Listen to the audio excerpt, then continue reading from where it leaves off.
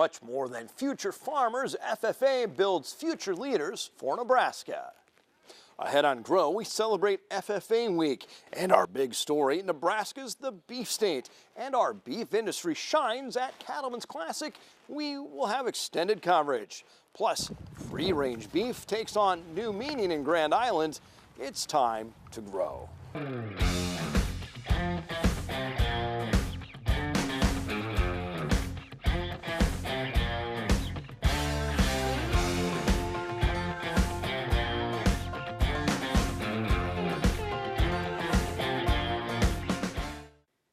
Welcome to the program.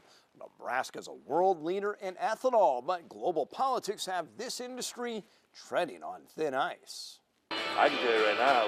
Tougher together. That's Chris Vincent's motto these days. The CEO of Aurora Cooperative stands behind ethanol, even as the profitability has disappeared. I know it's the lowest point from an earnings perspective economically for ethanol. But guess what? We're still here, we're still standing, and we're not going to stop. The co-op is a partner with Pacific Ethanol in 2 plants. Aurora West continues to operate, while the East plant laid off about 24 workers. It's an old plant. It's from an efficiency perspective, it's in the lower quartile of plants. So today it's been idled. The West plant is running. We're doing everything we can to keep it running. The trade war has affected exports. Here at home, many hope the EPA will carry out President Trump's directive to allow higher blends, but it hasn't happened yet. We do remain hopeful, but the clock is ticking. While ethanol backers wait for that, they point to a new University of Nebraska study showing ethanol is now the 3rd largest sector of the state's farm economy, after cattle and corn production. Folks who otherwise couldn't move back to their hometowns and rural communities in Nebraska have been able to do so. And not only have they been able to do so, but they've been able to make a very, very solid, well-paying salary. In tough times, the Aurora Co-op CEO says they won't play the blame game, but said their resolve is great as they push to lift barriers holding ethanol back. Hey, let's pick up the pace and let's get going. I'm not afraid to say it. We need to be tougher together. We need to get going. Now to Cattlemen's Classic as cattlemen do business. NTV's Jessica Stevenson has more. This morning we're giving them a bath. We're getting them washed, getting them all prettied up. We're actually fitting right now, getting ready to show here at 8 o'clock. And for many of these cattlemen, the process began many months ago. This is the end of a year-long culmination. The cattle we're selling were born a year ago. We've been working on them. We pick out our classic consignments late summer, early fall. Been working on them, breaking them, pampering them. And this is coming out here and exhibit, show and sell. This is the end of it right here. He says it's worth the work. Classic out here is our definite part of our marketing strategy. We have sales throughout the year at home, but we kind of try to bring our showier, classier stuff out here to present and sell. They work a whole year or longer to make sure they're selecting the proper genetics. They are shooting for the best of the best in their breed. They want to be the envy of other cattlemen that came here to the Classic to see what's happening. Cattlemen's Classic also exposing kids to careers in the livestock industry. Several groups of students had a chance to stop by the Classic to get exposure to careers and professionals in the beef industry. Organizers for the Classic's Career Day say that early exposure to what life is like in the ag industry is important and helps keep young folks focused on career-minded goals when thinking about agriculture. Getting exposure to the ag industry early is important because it's a way that they can start to find that path they want to go down, whether they want to go down more of the feed side or work on the producing side of the animals. Being able to visit with people in that industry is a great way to kind of get their mind moving about what they want to do. The Cattlemen's Classic wrapped up earlier tonight. Take charge of change. That's the focus for the Women in Agriculture Conference. NTV's Alex Whitney has more. When we think of farmers, it's usually not women coming to mind.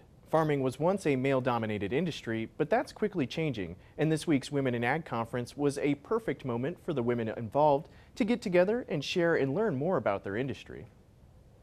The theme of this year's conference is Taking Control of Change, and its speakers encourage those attending to put aside typical roles and take charge of things like farm finances, market information, and new farming techniques. Yeah, so we see that the farm economy is actually kind of struggling and that some farmers and ranchers are having a hard time making ends meet. And there's also just challenges of every day being in rural America. So Take Charge of Change is really about these women being able to come here and learn how to take charge of those decisions that they're making on their operations day to day. Speaking to women attending the conference, many spoke about how difficult it can be for women to develop confidence in their skills in agriculture, when most of the peers that they work with are men. They say conferences like these go a long way to making women more comfortable in agriculture. I see a lot of women get a lot more confidence, by coming to events like this where they learn new skills, they network, they meet other people in the same industry. I think it gives women a lot more confidence to say, yeah, I've been a part of this operation as the housewife, but, I have a lot more other roles in this operation. That confidence helps create positive female role models in agriculture. Jessica Rodman was one of the women attending the conference who understands the importance of building that positive presence. It is. It certainly was, being a female who wasn't as experienced in agriculture, coming from a city background. But I was very fortunate to find a family where the head of the operation is actually a female. If I'd ended up on a different operation, I'd have a different experience because it's harder for women to get their foot in the door. Hundreds of women were in attendance for this year's conference, building skills and confidence to carry the next generation of female farmers into the industry, as ag professionals anxiously await the new perspective that female producers will bring.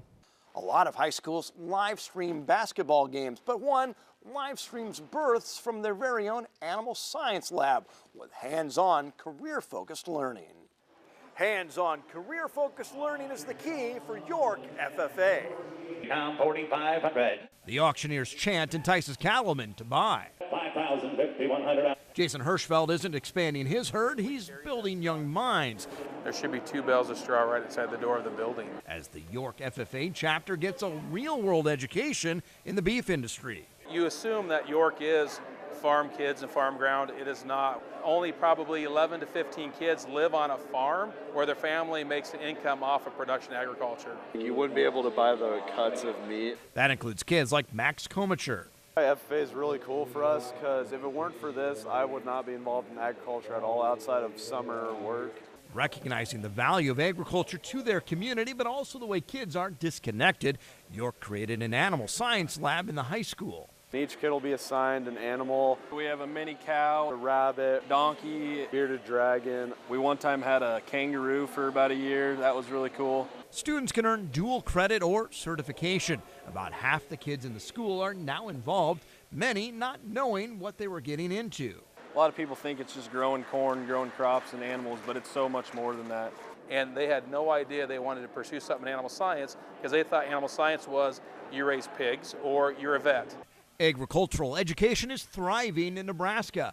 Many schools attend Cattlemen's Classic. 2.5. But York stands out, recently recognized as one of the 6 best agricultural education programs in all the nation. Cal Williams and I are very grateful again for that community support and our administrative support, allowing us to do and helping us develop a lot of the stuff that we are doing today, and it's a great feeling. And here at Cattlemen's Classic, those kids were tasked with understanding new meat alternatives and their impact on the beef industry. The kids we talked to said lab-created products should not be considered meat. Steve White, NTV News, Kearney. We are here at Fodder Park this week. More on the start of the horse racing season later, and that video everyone is talking about, free-range beef taking on new meaning. Stay with us. I'm John Bosick. And I'm Emily Barrett. And we're from the Ravenna FFA chapter. I really like FFA because it allows me to be career ready with the different CDEs and LDEs we do, especially with the natural resources contest that I do. It allows me to know what I'm going to be doing in my future, since that's really where I'm going with my life. I'd have to say definitely my favorite part about FFA is all of the leadership skills that it's given me. I mean, probably back when I was a freshman, I wouldn't be able to talk right now like I am.